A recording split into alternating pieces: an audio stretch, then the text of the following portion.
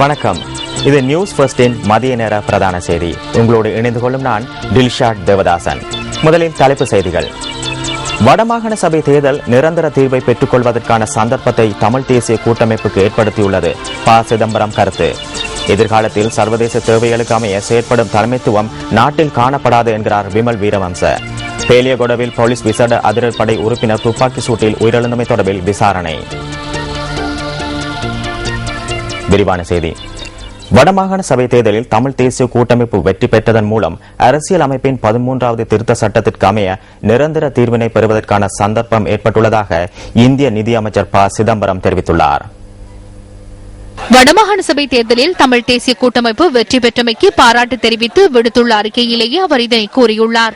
மாகாணங்களுக்கான அதிகபட்ச சுயாட்சி, மாகாணங்களுக்கான அதிகார பகிர்வு, தமிழர்கள் உள்ளிட்ட ஏனைய சிறுபான்மையினர் சமமாக மதிக்கப்பட்டு அவர்களுக்கான சம உரிமை இதன் மூலம் கிடைக்க வேண்டும் என்றும் அவர் வலியுறுத்தியுள்ளதாக த ஹிந்து செய்தி வெளியிட்டுள்ளது. தாயகத்தில் தமிழர்களின் பாரம்பரிய உரிமைகள் ஏற்றுக்கொள்ளப்படுவதுடன் நாட்டின் ஆட்சியில் போதுமான பங்கு பெற்றுதலை வழங்குவதற்கான சந்தர்ப்பத்தை இந்த வெற்றியின் மூலம் தமிழ் தேசிய கூட்டமைப்பு பெற்றுள்ளதாகவும் ப. சிதம்பரம் நம்பிக்கை வெளியிட்டுள்ளார். நாட்டில் எதிர்காலத்தில் சர்வதேச தேவைகளுக்கு அமைய செயற்படும் தலைமைத்துவம் காணப்பட மாட்டாது என பொறியியல், நிர்மாணத்துறை, வீடமைப்பு மற்றும் பொது வசதிகள் அமைச்சர் விமல் வீரவன்ச தெரிவிக்கின்றார்.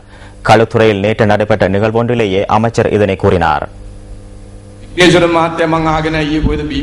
போதியளவு அதிகாரங்கள் வழங்கப்படாத பட்சத்தில் நாம் இந்தியாவுடன் கலந்துரையாடுவதற்காக அங்கு செல்ல உள்ளதாக விக்னேஸ்வரன் நேற்று முன்தினம் பிபிசிக்கு கூறுவதை நான் கேட்டேன். இந்தியா எமக்கு யார்? மக்களவையின் கீழ் ஆட்சி செய்யப்படும் நாடா எமது நாடு? இந்தியாவின் பிராந்தியமா? வேலுப்பிள்ளை பிரபாகரனும் அவ்வாறே எண்ணினார். அச்சம் கொள்ள வேண்டாம், சர்வதேச பிரஜைகள் வருவார்கள் என எண்ணினார். ஐக்கிய நாடுகள் சபையின் அமைதி காக்கும் படை போன்றோர் வருவார்கள் எனவும் இறுதி தருணத்திலேனும் வெற்றி பெறுவோம் என எண்ணினார்கள். சர்வதேச சமூகத்தவர்கள் வருகை தந்தார்களா? வந்தார்கள். அவர்கள் வரவில்லை என நான் கூற மாட்டேன். எந்த ஒரு சக்தியும் கூறும் வகையில் செயற்படும் தலைமைத்துவம் இந்த நாட்டில் இல்லை என நாம் கூறிக்கொள்கின்றோம். அரசு ஊழியர்களுக்கு வீட்டுக்கடன் வழங்குவதற்காக இந்த வைபவம் ஏற்பாடு செய்யப்பட்டிருந்தது.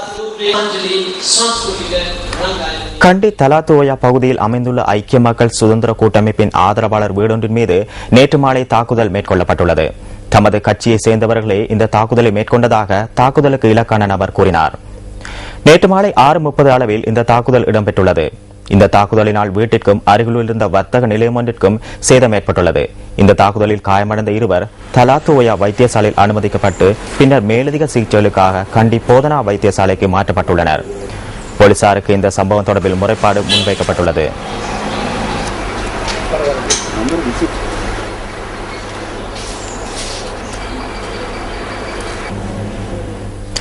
பேலிகுட மீன் சந்தைக்கு அருகில் போலீஸ் விசேட அதிரடிப்படை உறுப்பினர் ஒருவர் துப்பாக்கி சூட்டில் உயிரிழந்த சம்பவம் தொடர்பில் போலீசார் விசாரணைகளை ஆரம்பித்துள்ளனர். குறித்த போலீஸ் விசேட அதிரடிப்படை உறுப்பினர் தனது துப்பாக்கியினால் தன்னைத்தானே சுட்டுக் கொண்டு இருக்கலாம் என சந்தேகிப்பதாக போலீஸ் ஊடக பேச்சாளரும் போலீஸ் அத்தியட்சருமான புத்திக சிறிவர்த்தன தெரிவிக்கின்றார். இன்று அதிகாலை 4:30 அளவில் பேலிகுட மீன் சந்தையின் பிரதான நுழைவாயிலுக்கு அருகில் போலீஸ் விசேட அதிரடிப்படையின் உறுப்பினர் ஒருவர் துப்பாக்கி சூட்டு இலக்காக இருந்ததாக போலீசார் தெரிவித்தனர். இந்த சம்பவம் தொடர்பான நீதவான் விசாரணைகளை முன்னெடுக்கப்பட உள்ளதாக போலீஸ் ஊடக பிரிவு குறிப்பிடுகின்றது.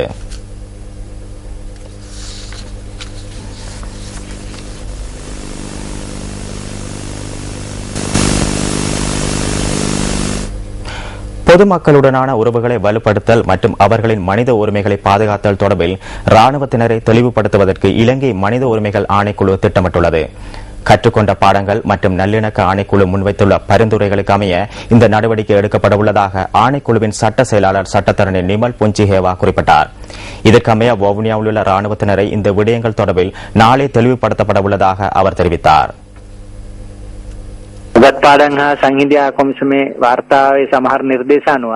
கற்றுக்கொண்ட பாடங்கள் மற்றும் நல்லிணக்க ஆணைக்குழுவின் அறிக்கையில் தெரிவிக்கப்பட்டுள்ள சில பரிந்துரைகளுக்கு அமையவும், மனித உரிமைகள் ஆணைக்குழு திட்டமிட்டுள்ள நடவடிக்கைகளுக்கு அமையவும் மனித உரிமைகள் ஆணைக்குழுவுக்கு விசேடமாக இராணுவத்தினர் உள்ளிட்ட அரச உத்தியோகத்தர்களையும் மனித உரிமைகள் மற்றும் ஏனைய விடயங்கள் தொடர்பில் தெளிவுபடுத்த வேண்டும். விசேடமாக பொதுமக்களுடனான உறவுகளை வலுப்படுத்தல் மற்றும் அவர்களுடன் நடந்து கொள்ளும் விதம் தொடர்பில் தெளிவுபடுத்தும் பொறுப்பு மனித உரிமைகள் ஆணைக்குழுவுக்கு உள்ளது.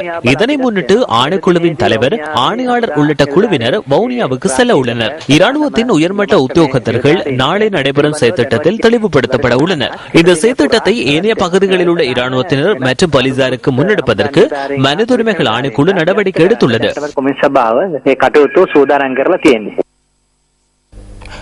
தெளிவான மனதிற்கு இடையூறு என்னும் தொனிப்பொருளில் கலை நிகழ்வு ஒன்று நேற்று நடைபெற்றது. இந்த கலை நிகழ்வு கல்வி அமைச்சர் பந்துல குணவர்த்தவினால் தலைமையில் நடைபெற்றது.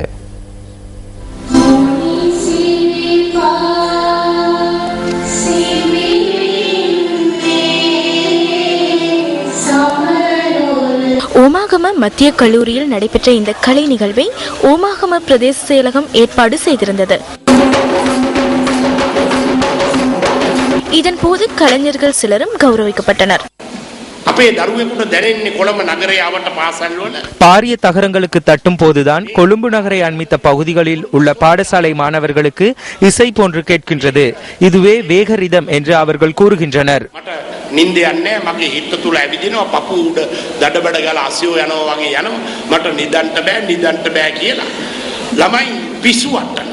போன்ற பாடல்கள் மூலம் மாணவர்களை குழப்புகின்றனர். எனவே இந்த கலைத்துறையில் மாற்றங்களை ஏற்படுத்துவதற்கு இவ்வாறான நிகழ்வுகள் மிகவும் அவசியம்.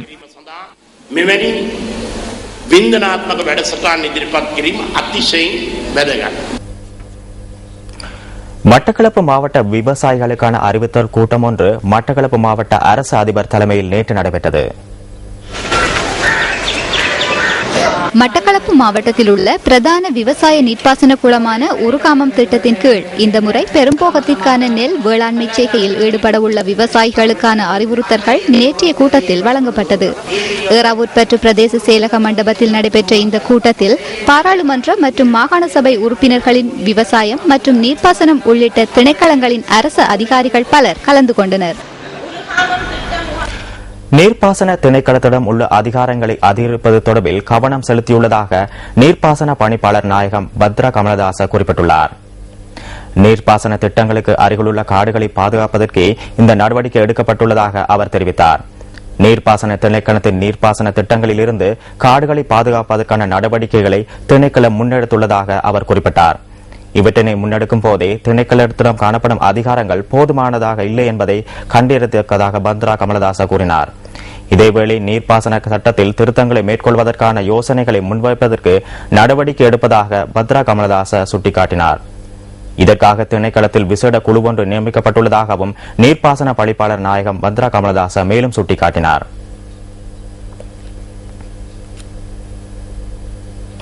இம்முறை கல்வி பொதுத்தராதர உயர்தர பரீட்சையின் விடைத்தாள் திருத்தும் பணிகளின் 3ஆம் கட்ட நாளை ஆரம்பமாக உள்ளது. இந்த திருத்தம் பணிகள் அக்டோபர் மாதம் 8ஆம் தேதி வரை இடம்பெறும் என பரீட்சைகள் ஆணையாளர் நாயகம் WMNJ புஷ்பகுமார கூறினார்.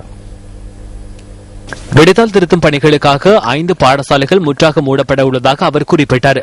இதற்கமைய கொழும்பு நாலந்தா கல்லூரியும் கண்டி புஷ்பதான கல்லூரியும் அக்டோபர் 8ஆம் தேதி வரை மூடப்படும் என பரீட்சைகள் ஆணையாளர் நாயகம் சுட்டிக்காட்டியுள்ளார். நேர்கொழும்பு ஹரிச்சந்திரா மத்திய மகாவித்தியாலயம், குருநாகல் லக்தாசம் மகாவித்தியாலயம், கண்டி ஹேமமாலி வித்தியாலயம் ஆகியவற்றிலும் அக்டோபர் 6ஆம் தேதி வரை விடைத்தாள் திருத்தும் பணிகள் இடம்பெற உள்ளன. இதனை தவிர மேலும் 17 பாடசாலைகளில் விடைத்தாள் திருத்தும் பணிகளின் 3ஆம் கட்டம் நாளை முதல் அக்டோபர் 8ஆம் தேதி வரை இடம்பெற உள்ளது. ஆயினும் இந்த பாடசாலைகள் முழுமையாக மூடப்படாதெனவும் பாடசாலை கட்டடத்தின் ஒரு பகுதி மாத்திரமே விடைத்தாள் மதிப்பீட்டு பணிகளுக்கு பயன்படுத்தப்படும் எனவும் பரீட்சைகள் ஆணையாளர் MNJ புஷ்பகுமார மேலும் தெரிவித்துள்ளார். களுத்துறை புலத் சிங்கள பகுதியில் உள்ள தமிழ் பாடசாலை ஒன்றின் மாணவர்கள் பலர் உணவு ஒவ்வாமையினால் வைத்தியசாலையில் அனுமதிக்கப்பட்டுள்ளனர். உணவு ஒவ்வாமையினால் 17 மாணவர்கள் புலத் சிங்கள வைத்தியசாலையில் அனுமதிக்கப்பட்டுள்ளதாக போலீசார் தெரிவித்தனர். இவர்களில் 4 மாணவர்கள் சிகிச்சை பெற்று வீடு திரும்பியுள்ளதாக வைத்தியசாலையின் மாவட்ட வைத்திய அதிகாரி டாக்டர் ASJ குடலிகம குறிப்பிட்டார். வைத்தியசாலையில் அனுமதிக்கப்பட்டுள்ள மாணவர்களின் நிலைமை கவலைக்கிடமாக இல்லை எனவும் மாவட்ட வைத்திய அதிகாரி கூறினார். இந்த சம்பவம் தொடர்பான விசாரணைகளை புலத் சிங்கள போலீசார் மேற்கொண்டு வருகின்றனர். காலி நாகுட பகுதியில் பெண்கள் 2 மேற்கொண்ட தாக்குதலில் நபர் ஒருவர் உயிரிழந்துள்ளார். இன்று அதிகாலை 1:30 அளவில் இந்த சம்பவம் இடம்பெற்றதாக போலீஸ் ஊடக பேச்சாளர் குறிப்பிட்டார். குறித்த நபர் குடிபோதையில் மனைவிக்கும் அவரது உறவினர்கள் மீதும் அசிட் தாக்குதல் மேற்கொள்ள முயற்சித்திருப்பதாக போலீசார் தெரிவித்தனர். இதன்போது மனைவியின் தாயும் மனைவியின் அக்காவும் மேற்கொண்ட தாக்குதலில் குறித்த நபர் உயிரிழந்துள்ளார். இந்த சந்தர்ப்பத்தில் சந்தேக நபரின் மாமனார் அசிட் வீச்சுக்கு இலக்காகியுள்ளதோடு போலீஸ் பாதுகாப்புடன் அவர் கராப்பிட்டிய வைத்தியசாலையில் சிகிச்சை பெற்று இருக்கின்றார். காளி நாகுட பகுதியைச் சேர்ந்த 29 வயது இளைஞரை ஒருவரை இதில் உயிரிழந்துள்ளார்.